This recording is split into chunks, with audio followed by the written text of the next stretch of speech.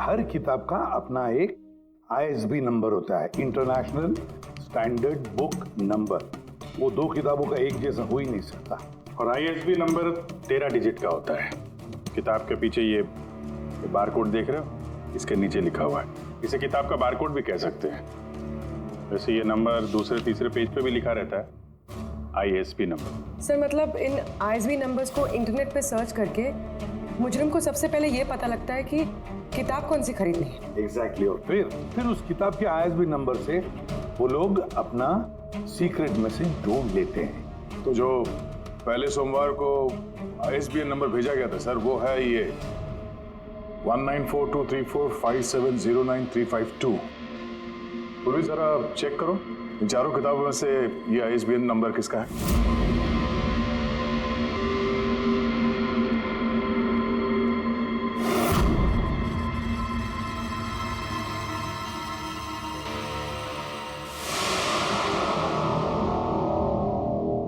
Sir ये ISB number by सन से match होता है। अरे वाह सर, ये तो बहुत आसान है, इसे तो कोई भी समझ सकता है। एग्जैक्टली। इसी तरह हफ्ते के बाकी 3 नंबर भी डिकोड किए जा सकते हैं। मतलब मंडे के दिन का तो उनको सीक्रेट मैसेज का पता चली गया, लेकिन बाकी 3 दिनों में किताब के पेज नंबर से, लाइन नंबर से और वर्ड नंबर से उन्हें मैसेज पता चल जाता है। सर ये ट्यूसडे को आया message 923405, 92 page number 34 line 05 word, मतलब 92 नंबर पेज पे 34 लाइन 5वां वर्ड।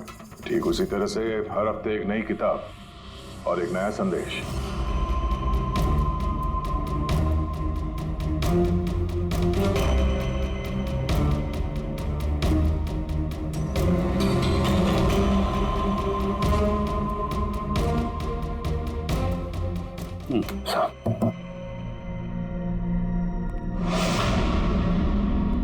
पूर्वी, सर पहले हफ्ते का क्या मैसेज है? सर इस बाय सन किताब से जो पहले हफ्ते का मैसेज है वो है kidnap money bags junior. Kidnap money bag. Sir दूसरे हफ्ते आया था, ये किताब का नाम है द ग्रेट साइबर हाइस्ट। इसका मंगलवार को आया था सर रैंसमवेयर, और वेडनेसडे को अटैक, और थर्सडे को आखिरी मैसेज आया था ट्रिंग ट्रिंग ट्रिंग ट्रिंग। और तीसरे हफ्ते की किताब है sir high like a kite. High like a kite. और इसका संदेश है कंसाइनमेंट। कंसाइनमेंट। जी सर। बीच। बीच। साउथ। South Beach. सर ये जो चौथी किताब है, इस हफ्ते की किताब द स्टोन एज, इसका मैसेज जो है ट्यूसडे के लिए black forest, black forest. Wednesday का है गोज। बस इतना ही है सर, इट्स इनकम्प्लीट। आज गुरुवार है सर, ये अधूरा संदेश आज रात पूरा किया जाएगा। हाँ अभिजीत, अब तक जितना भी मैसेज आया है हमारे पास, अच्छी तरह से स्टडी करके देखना पड़ेगा ये क्या खिचड़ी पक रही है। सर ये पहला message kidnap money bag junior. ऐसा लगता है ये मैसेज अजिंक्य जी के लिए। अजिंक्य के लिए ही है दया, क्योंकि अजिंक्य सबसे बड़ा फाइनेंसर है फिल्मों का, और उसका निकनेम भी मनी बैग है। किडनैप मनी बैग जूनियर, शायद कोई अजिंक्य के बेटे को किडनैप करना चाहता है। जूनियर? हाँ हो सकता है, बिल्कुल हो सकता है अभिजीत। फिर अगला मैसेज है रैंसमवेयर अटैक ट्रिंग ट्रिंग। यार ये ट्रिंग ट्रिंग तो हमारी देश की सबसे बड़ी टेलीकॉम कंपनी है। कहीं ऐसा तो नहीं ये गैंग इस कंपनी पर रैंसमवेयर अटैक करने वाली है? सर ये रैंसमवेयर अटैक मतलब? अरे यार कोई ट्रिंग ट्रिंग कंपनी के डेटा और सर्वर को हैक करना चाहता है, और हैक करने के बाद फ्री करवाने के लिए वो लोग ट्रिंग ट्रिंग कंपनी से रैंसम लेंगे। ओ, तो इसे कहते हैं रैंसमवेयर अटैक। मगर सर ऐसे कोई न्यूज़ तो आई नहीं है कि ट्रिंग ट्रिंग कंपनी पे ऐसा कोई साइबर अटैक हुआ हो। सर मेरे पास भी ये ट्रिंग का ही सिम कार्ड है, लेकिन कनेक्टिविटी का तो कोई इशू ही नहीं है। और सर तीसरा मैसेज है कंसाइनमेंट साउथ बीच। ऐसा लगता है कि साउथ बीच में कोई गैर कानूनी कंसाइनमेंट आ चुका है या फिर आने वाला है। Black forest gold. Abhijeet Daya, इस गैंग का असली गेम क्या है? आज रात को 12 बजे से पहले पता लगाना पड़ेगा, और रात के 12 बजे जो नंबर ब्रॉडकास्ट होने वाला है उसे ब्रॉडकास्ट होने नहीं देना चाहिए।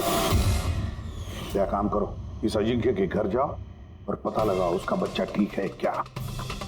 अभिजीत, ट्रिंग ट्रिंग कंपनी में जाकर उन्हें अलर्ट करो, कहो कि उन पर शायद साइबर अटैक होने वाला है, रैंसम अटैक। और पंकज, साउथ बीच जाओ और देखो कोई कंसाइनमेंट आया है क्या, या फिर कोई कंसाइनमेंट आने वाला है क्या, पूरा पता लगाओ। सर मैं कहाँ जाऊँ सर? हम कहीं नहीं जाएंगे, हम तीनों यहीं पर रुकेंगे ये पता लगाने के लिए कि इस गैंग को कैसे पता चला कि शशांक और राजीव ने उनके सारे मैसेजेस डिकोड कैसे किए।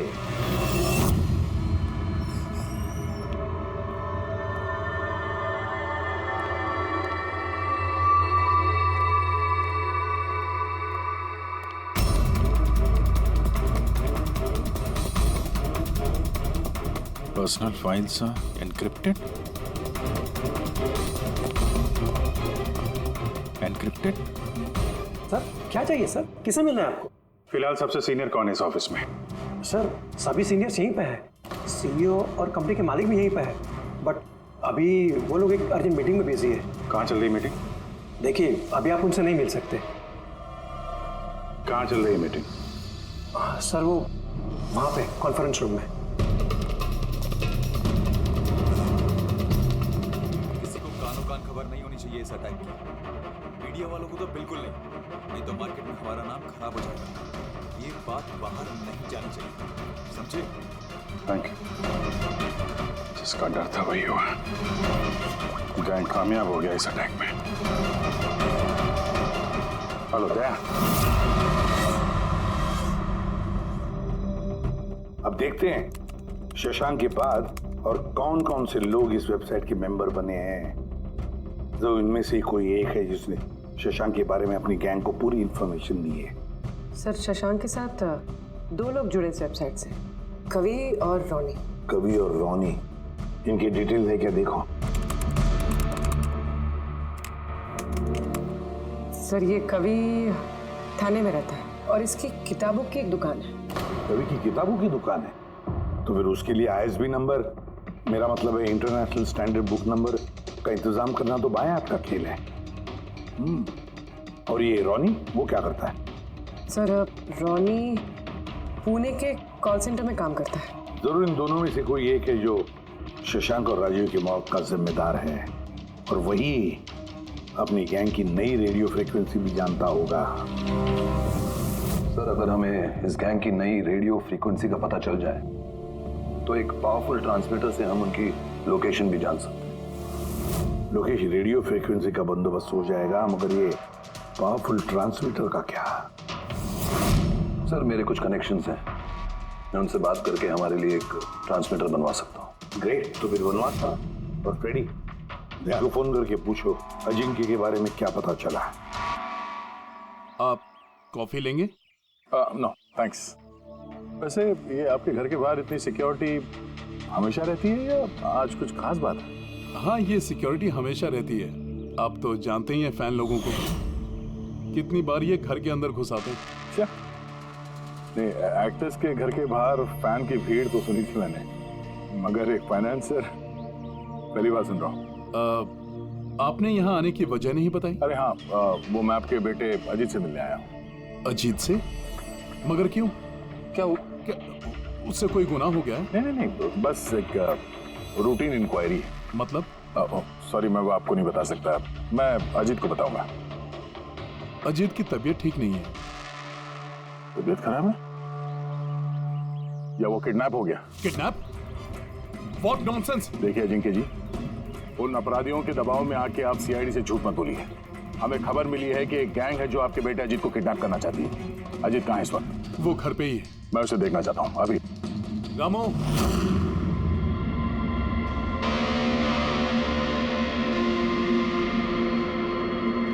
अब तो तसल्ली हो गई। मैंने आपसे कहा था ना मेरा बेटा घर पर ही है, उसकी तबीयत ठीक नहीं है। जाओ बेटा, कमरे में जाके आराम करो। एक मिनट,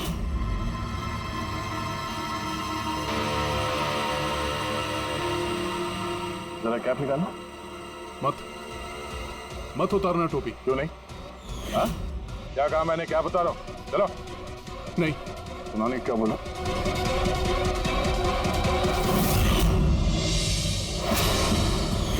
तो तुम्हारे कान को क्या हुआ? हाँ? क्या हुआ क्या ये?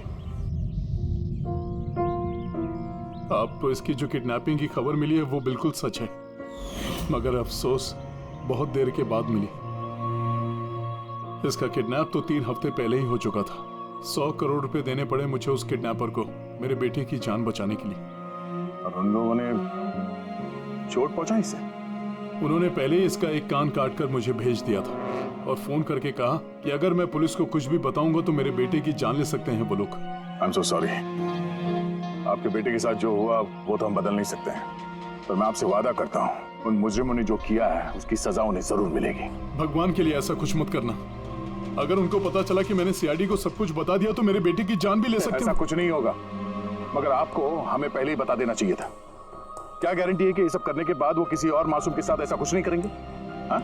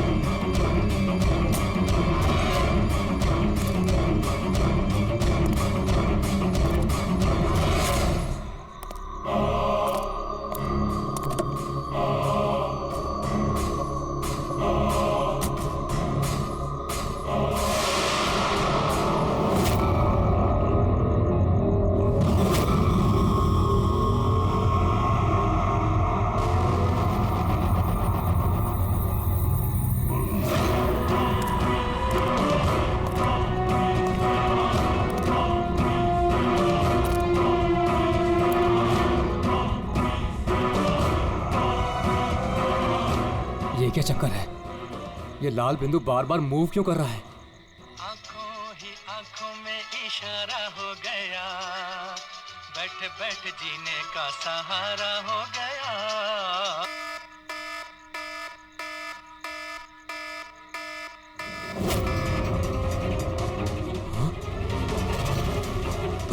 ये लाल बिंदु कहाँ गायब हो गया?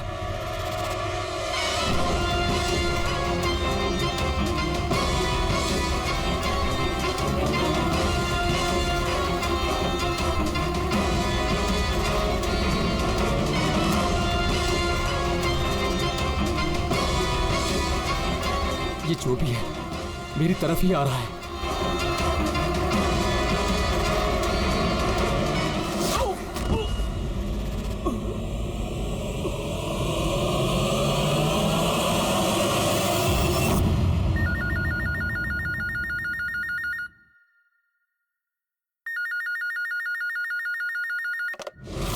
Hello, CID bureau. मैडम मेरे दोस्त की मदद कीजिए, उसकी जान खतरे में है। जान खतरे में है? क्या हुआ आपके दोस्त को? मैडम शशांक कल रात से गायब है, उसका कुछ भी अता पता नहीं है। आपने मिसिंग कंप्लेंट लिखवाई? उससे कुछ नहीं होने वाला है मैडम, उसका कोई फायदा नहीं। मुझे पता है उसको कुछ हो गया है। कल रात को वो मुंबई के किसी सुंदर नगर इलाके में फॉक्स हंटिंग के लिए गया था। क्या मुंबई में लोमड़ियों का शिकार? हे सुनो सुनो, अगर तुम सीआईडी के साथ मजाक करने की कोशिश कर रहे हो तो तुम्हारे लिए बहुत भारी पड़ेगा। 2 मिनट लगेगा तुम्हारा लोकेशन ट्रैक करने में और गिरफ्तार करने में। मैं सच में मजाक नहीं कर रहा हूँ सर, सचमुच में उसकी जान को खतरा है। आप प्लीज जाइए, उसको ढूंढिए। नाम पूछिए उसका। आप बोल कौन रहे हैं? सर मेरा नाम राजीव कुमार है। राजीव, ये फॉक्स हंटिंग ये क्या है? सर मैं आपको वो सब डिटेल में बताऊंगा, पर इससे पहले कुछ हो ना जाए। आप प्लीज सुंदरनगर जाइए, उसको ढूंढिए। राजीव सुनो, राजीव हेलो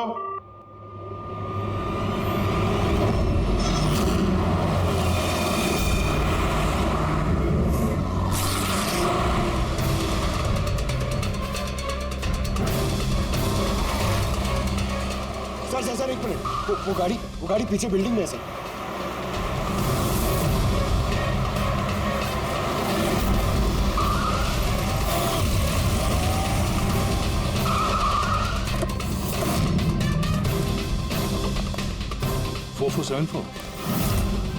तो शशांक की गाड़ी का नंबर तो यही है। अगर ये शशांक की गाड़ी है तो फिर शशांक भी यहीं पर होना चाहिए।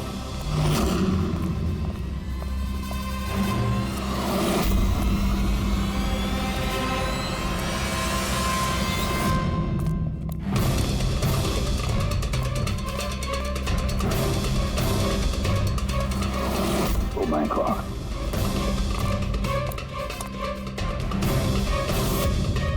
He's dead, sir. तो राजू का डर सही निकला। उसे पता था कि शशांक की जान को खतरा है। इसका मतलब राजू जानता होगा कि कौन शशांक की जान के पीछे पड़ा है। तुम तो राजू को फोन करो।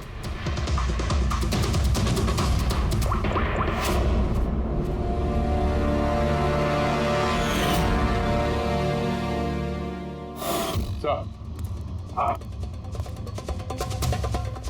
दो गोलियों के shell, .38 calibre.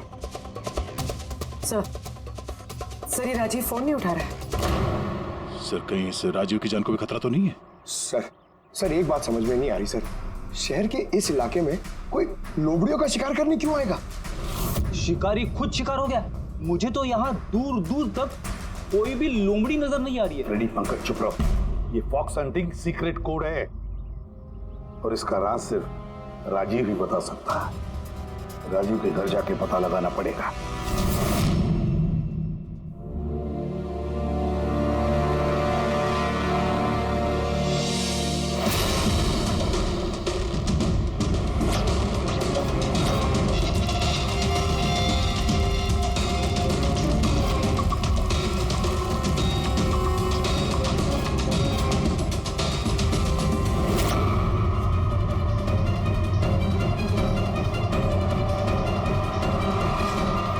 He's dead.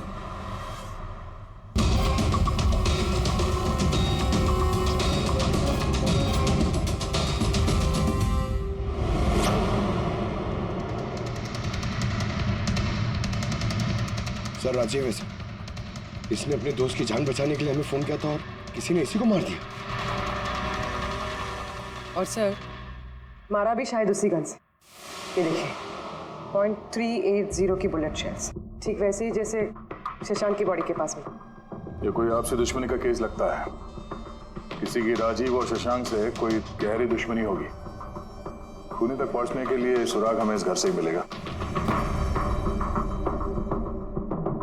Sir यहाँ तो बहुत सारे पजल की बुक्स और गेम्स हैं। सर डेस्कटॉप पे भी बहुत सारे पजल गेम्स हैं।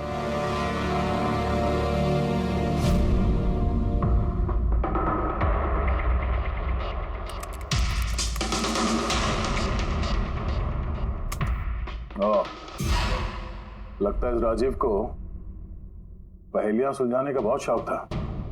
ये देखो, उसके इस लैपटॉप पे ये पजल गेम का वेबसाइट खुला हुआ है। लेकिन सर इस पजल वाली वेबसाइट में है क्या? पूर्वी, लगता है ये वेबसाइट एक ग्रुप की तरह है। ये पजल प्रेमियों का ग्रुप। इस वेबसाइट पे जितने भी मेंबर्स हैं ये सब पहेलियों के शौकीन हैं। ये देखो, यहाँ पे ये पहेलियों के पिक्चर्स डाल रखे हैं और यहाँ पे ये अलग अलग तरह के पहेलियों के खेल के बारे में बात हो रही है। ये क्या? ये शशांक भी इस वेबसाइट का मेंबर था? अरे हाँ सर, लेकिन ज्यादा पुराना मेंबर नहीं था। इसने पिछले महीने ही वेबसाइट ज्वाइन की। सर इसका मतलब वो फॉक्स हंटिंग भी एक पहेली है जिसे सुलझा के ही हमें वो खूनी मिलेगा। हाँ पंकज, अब लगता है कि फॉक्स हंटिंग की अगली कड़ी हमें इस शशांक के घर पे ही मिलेगी।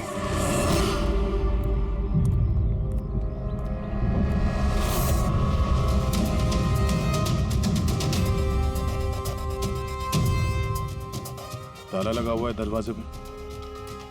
लगता है शशांक यहाँ अकेला ही रहता है। कमाल है, आज तो शशांक के यहाँ बहुत मेहमान आ रहे हैं। नमस्ते जी। कौन? विकास तुम हो क्या? मैं वो नहीं हूँ जो आप समझ रहे हैं। मैं इंस्पेक्टर दया, सीआईडी से। सीआईडी वाले दया? अरे तुम्हारा तो बहुत नाम सुना है, बहुत कहानियां सुनी हैं तुम्हारी। शाबाश, ऐसे ही देश का नाम रोशन करते रहो। Thank you. हम लोग यहाँ शशांक जी से मिलने आए थे। शशांक? हाँ। क्या हुआ शशांक? नहीं, कुछ हुआ नहीं उसे। कोई और भी आया था शशांक के घर पे? हाँ, 20-25 मिनट पहले कोई आया तो था।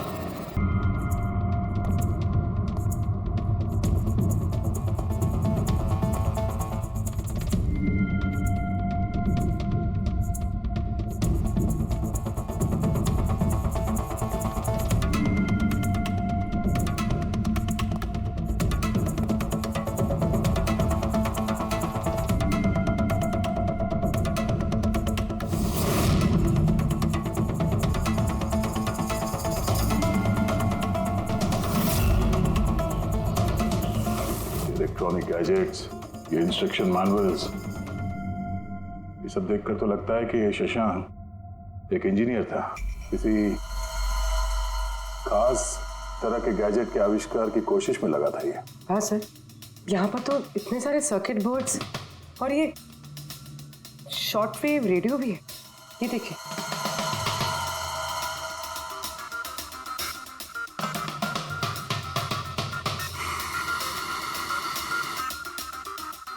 इस जगह पे सामान सब जिस तरह से बिखरा हुआ है, ऐसा लगता है कि यहाँ हमसे पहले कोई आया था इस कमरे की तलाशी के लिए। लगता है वो किसी खास चीज की तलाशी के लिए आया था।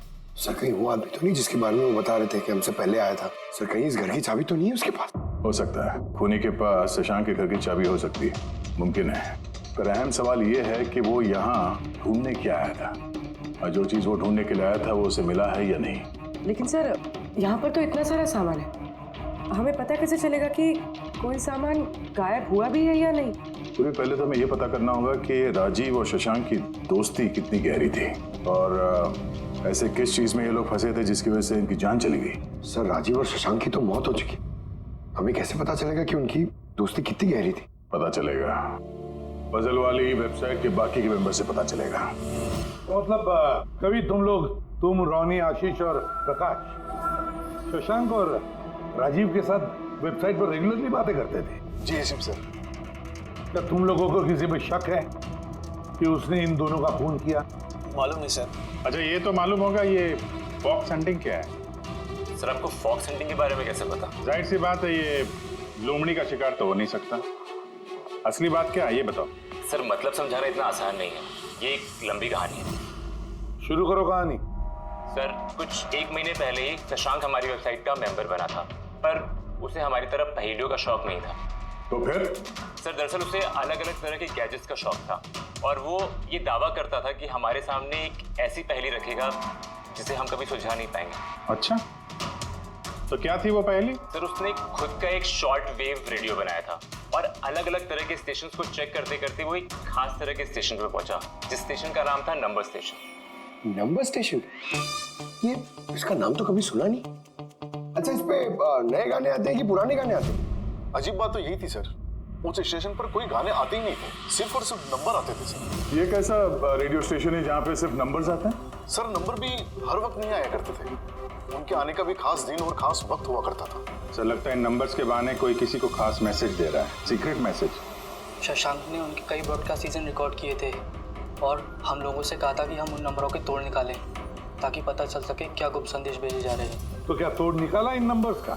नहीं सर, उनका तो सर हम तोड़ नहीं निकाल पाए, मगर राजीव ने कुछ दिन पहले बताया था कि उसे इस वेबसाइट के नंबर्स का राज पता चल गया। तो क्या राज था उन नंबर्स का? सर वो तो राजीव ने कभी हमें बताया नहीं सर। हाँ, पर बाद में राजीव और शशांक इस बारे में अकेले में बात करने लगे थे सर। देखो, हम फॉक्स हंटिंग की बात कर रहे थे, वो बताओ। फॉक्स हंटिंग ट्रांसमीटर हंटिंग का ही दूसरा नाम है। Transmitter hunting? जब कोई एक खास तकनीक से रेडियो ट्रांसमीटर के लोकेशन को ट्रैक करने की कोशिश करता है तो उसे हमारी भाषा में फॉक्स हंटिंग बोलते हैं। मतलब शशांक जरूर इस नंबर स्टेशन की लोकेशन ढूंढने की कोशिश कर रहा होगा, और कोई तो था जो नहीं चाहता था कि शशांक वो रेडियो स्टेशन पहुंचे। इसलिए उसने उसे मार दिया। आशीष, इन नंबर्स की रिकॉर्डिंग चाहिए हमें, सारी की सारी। तो ये है हमारी सीआईडी टीम। ये इंस्पेक्टर अभिजीत, इंस्पेक्टर सर, देश के सबसे जाबाज ऑफिसर्स को कौन नहीं जानता है? ये लोकेश है, लिंग्विस्टिक्स और मैथमेटिक्स का एक्सपर्ट। भाषाओं और संख्याओं का इतना ज्ञान है इनके पास जो शायद ही और किसी के पास हो।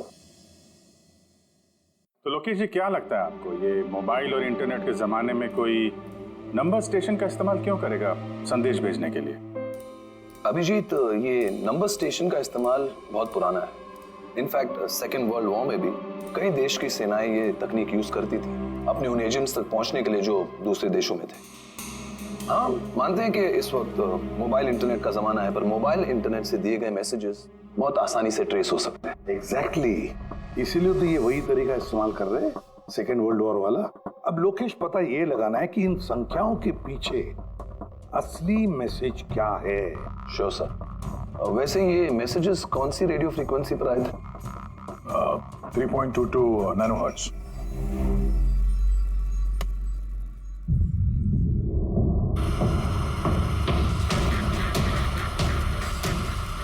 सर, इस रेडियो स्टेशन से तो कोई नंबर वंबर नहीं आ रहा है। I am not surprised. I am sure मुजरिम को पता चल गया होगा कि केस अब सीआईडी के हाथ में है, इसलिए उसने अपना मैसेज देने का तरीका या फिर रेडियो फ्रीक्वेंसी चेंज की होगी।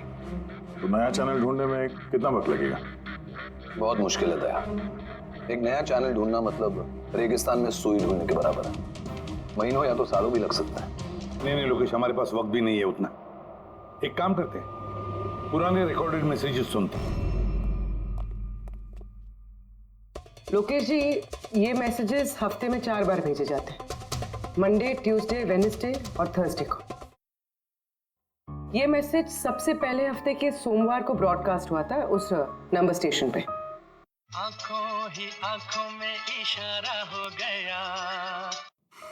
1 9 4 2 3 4 5 7 0 9 3 5 2।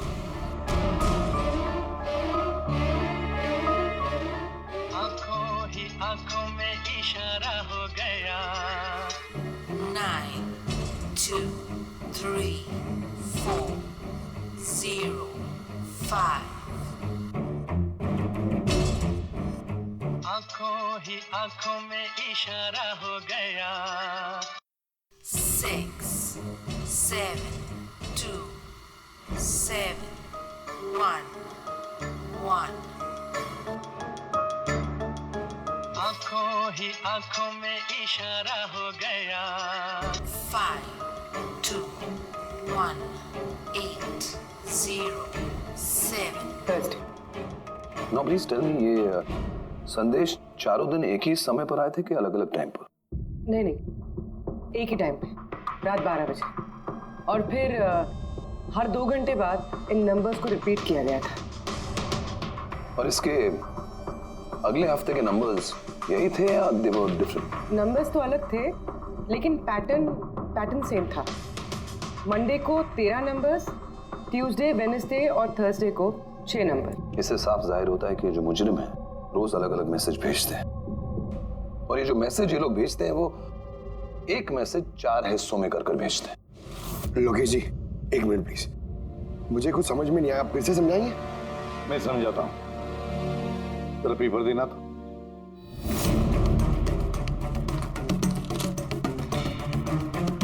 मान लो ये पूरा कागज एक मैसेज है, एक।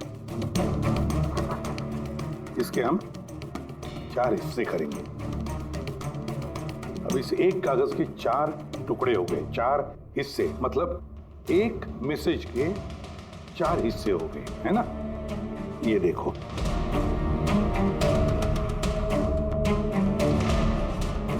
ये रहा मंडे का, ये रहा ट्यूसडे, वेडनेसडे और ये थर्सडे। मतलब ये सोमवार, मंगलवार, बुधवार और गुरुवार, ये 4 हिस्से जब एक होते तो एक पूरा मैसेज उनको मिलता था, है ना लोकेश? अभी नंबर्स को देखकर क्या लगता है तुम्हें? क्या मतलब है उसका? सर, ये नंबर्स के पीछे छुपा राज जानने के लिए मुझे वन टाइम पैड की जरूरत पड़ेगी। वन टाइम पैड ये क्या है? जैसा कि मैंने आपको बताया, ये टेक्निक वर्ल्ड वॉर 2 में यूज होती थी। उस वक्त हर एक देश अपने स्पाइस को एक वन टाइम पैड देता था, जिससे वो जो कोड्स हैं उनको डिसाइफर कर सके, जो सूचना है उसका मतलब निकाल सके। इसे कहते हैं वन टाइम पैड। तो राजीव और शशांक के हाथ भी ये वन टाइम पैड लग गया होगा, इसीलिए वो एक ऐसी पहेली तक पहुंच गए जो उनके लिए जानलेवा साबित हुई। ठीक है, इस राजीव और शशांक के घर जाके पता लगाना पड़ेगा इस वन टाइम पैड के बारे में।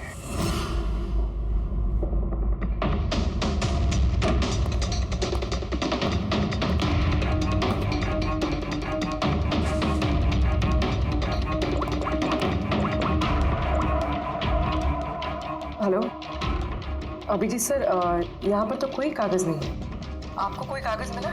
हम लोग शशांक के घर में ही हैं, देख रहे हैं।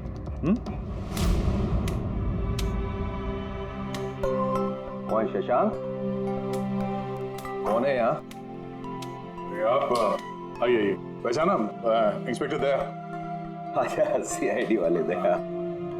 आप यहाँ कुछ काम थे यहाँ? हाँ, वो शशांक मेरी इलेक्ट्रिक केतली लेकर आया था कुछ दिनों के लिए, वही लेने के लिए आया था।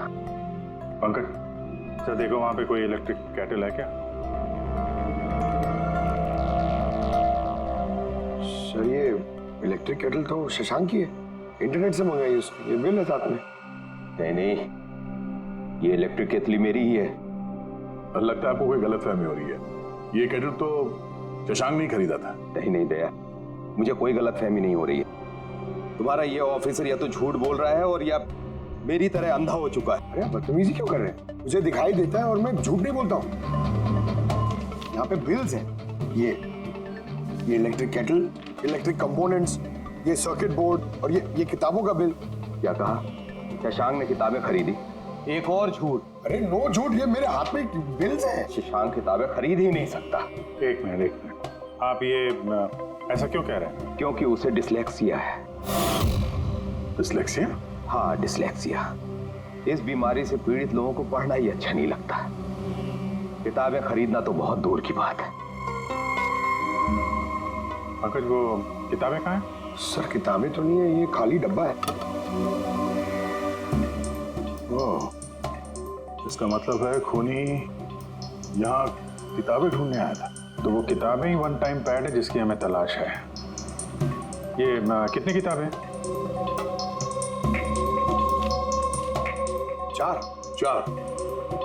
4 हफ्ते के लिए 4 किताबें। कौन कौन सी बुक्स हैं? तो ये है वो 4 किताबें जो शशांक के लिए ओटीपी का काम कर रही थी। Bye bye son, high like a kite, the great cyber heist, stone age. और इन्हीं किताबों में वो मैसेजेस भी छुपे हैं जो मुजरिम एक दूसरे को भेज रहे थे। सर, सोमवार को ये लोग 13 नंबर्स भेजते हैं। यानी इन 13 नंबर्स का मतलब इन किताबों से मालूम पड़ेगा? मालूम पड़ेगा नहीं पूर्वी, मालूम पड़ गया समझ लो। देखो, जैसे इंसानों की उंगलियों के निशान, फिंगरप्रिंट्स एक जैसे नहीं होते, किसी के भी एक जैसे नहीं होते, वैसे ही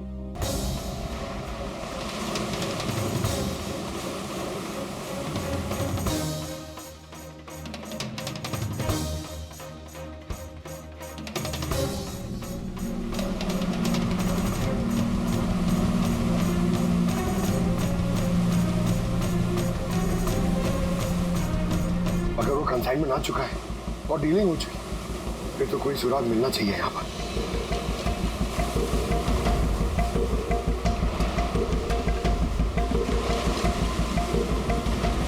ये निशान कैसे? इन्हें देख के तो लगता है जैसे कि कोई बहुत भारी सामान या डब्बा घसीटा गया। और कोई सामान तो यहाँ पे नहीं दिख रहा। शायद कंसाइनमेंट ही होगा।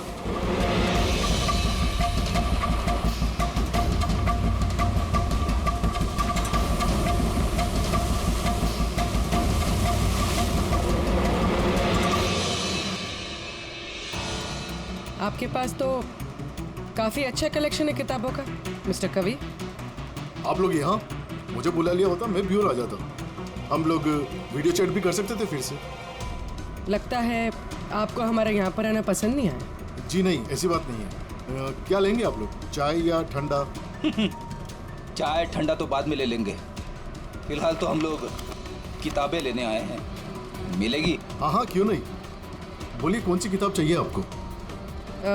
हमें 4 किताबें चाहिए। Bye bye son, the great cyber heist, high like a kite और स्टोन एज। क्या हुआ? किताबों का नाम सुन के नानी याद आ गई? अरे कोई अपनी दुकान से इस तरह भागता है भला? मैडम वो लोग बहुत खतरनाक लोग हैं मैडम, वो मुझे मार देंगे। अगर सच नहीं बोलोगे तो फांसी पे चढ़ोगे, शशांक और राजीव के खून के जुर्म। नहीं, मैंने उनका खून नहीं किया, मुझे तो बस उन पर नजर रखने के लिए कहा गया था। किसने कहा था नजर रखने के लिए? कवि! कवि! हाँ, कवि! 6.21 नैनोहर्ट्ज। क्या? लेकिन कवि 6.21 नैनोहर्ट्ज। अब इससे पहले कि इस हफ्ते का आखिरी संदेश वो लोग भेजे और एक जुर्म करें, हमें इस गैंग को रोकना होगा। और सर, जितने भी जुर्म इस गैंग ने किए हैं सब के सब वीकेंड में किए हैं, शुक्रवार, शनिवार, रविवार। हाँ, मतलब गुरुवार के दिन आखिरी संदेश आ जाएगा और फिर फ्राइडे और सैटरडे, शुक्रवार और शनिवार के दिन वो लोग जुर्म कर देंगे। और सर जुर्म सिर्फ एक तरीके का नहीं है, अलग अलग तरह का। ये kidnapping, cyber extortion. Sir forensic lab से आ रहा हूँ। डॉक्टर सालुंके को रेत से कोकेन की ट्रेसेस मिले सर। माय गॉड, बीच में ड्रग स्मगलिंग चल रही। न जाने किन किन गुनाहों से जुड़ी हुई है ये गैंग। देश की सुरक्षा को ध्यान में रखते हुए हमें इस गैंग को जल्द से जल्द खत्म करना ही होगा। Sir, transmitter 6.21 nanohertz, right? 6.21 nanohertz, तो हम इस गैंग के रेडियो फ्रीक्वेंसी तक पहुंच सकते हैं। अब आएगा मजा, अब हम फॉक्स हंटिंग करेंगे।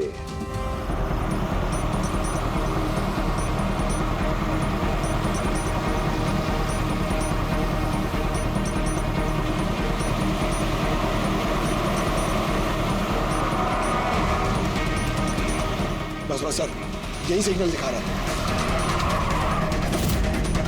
सर। बस ये रेड डॉट मिल जाए। देखो रेड डॉट कहां पे है।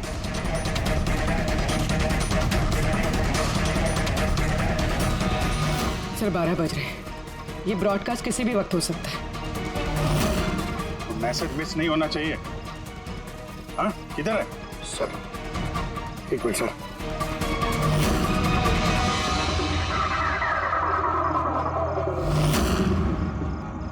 सर हाँ, एक मिनट सर, इधर है सर। आंखों ही आंखों में इशारा हो गया। 9, 2, 2, 3, 0, 9.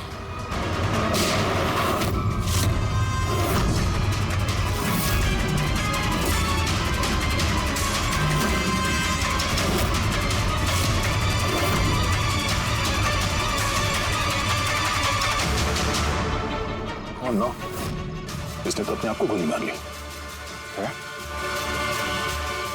आई गैंग का लोगो।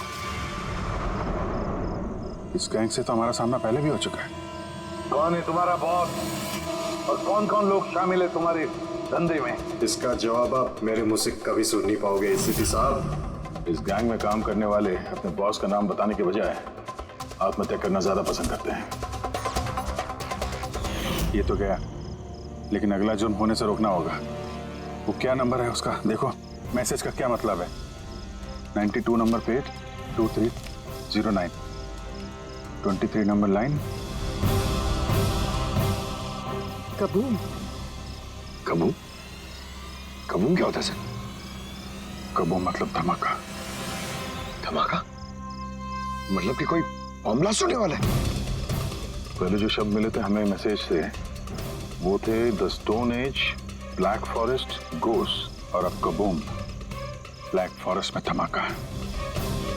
इसके पहले कि और मासूम लोगों की जाने जाएं, पता लगाना होगा ये धमाका कब और कहाँ होने वाला है।